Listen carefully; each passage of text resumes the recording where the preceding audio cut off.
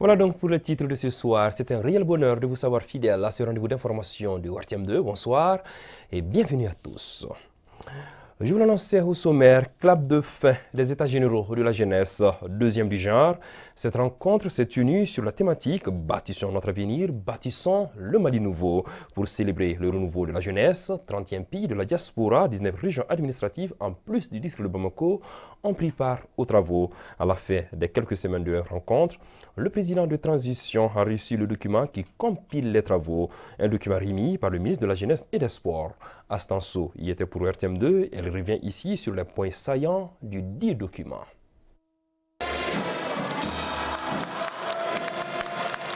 Près de 3 décennies après la première édition, les États généraux de la jeunesse font peau neuve. Une rencontre rassemblant l'ensemble de la couche juvénile pour jeter les bases d'un renouveau pour la jeunesse.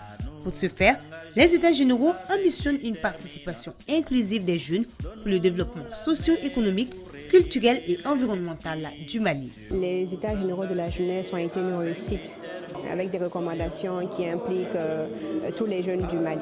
Donc c'est historique parce que ça permet de faire comprendre à tout le monde que la jeunesse malienne est engagée et déterminée pour le développement de sa nation. Les États généraux, nous avons eu à tenir ça dans plus de 600 communes et dans les 20 régions du Mali.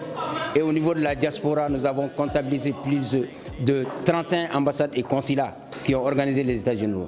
Le ministre de la Jeunesse et des Sports va remettre un document officiel au président de la transition. Ce document qu'il va remettre, c'est le fruit, c'est le travail des jeunes. Des phases communales à celles dites régionales ayant abouti à la phase nationale avec l'implication de la jeunesse de la diaspora, ils ont été nombreux à répondre à cet appel d'union autour des problématiques qui les assaillent. Les États généraux de la jeunesse sont venus au moment opportun. Parce que vu la crise dimensionnelle que notre pays traverse aujourd'hui et tout le processus que la transition est en train de mettre en place pour vraiment unir les Maliens afin qu'ils suivent la même voie, je pense que dans ces cadres-là, le rôle de la jeunesse est très important. En tant que femmes, nous voyons que nous avons une place dans la société, que nous devrons nous acquérir de nos droits et de nos devoirs envers la société.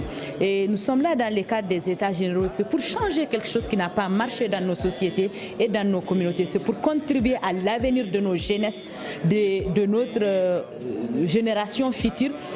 On doit bâtir quelque chose pour qu'il y ait un avenir meilleur pour notre jeunesse. Et je sens que ça va venir, Inch'Allah, s'il plaît, Tadji.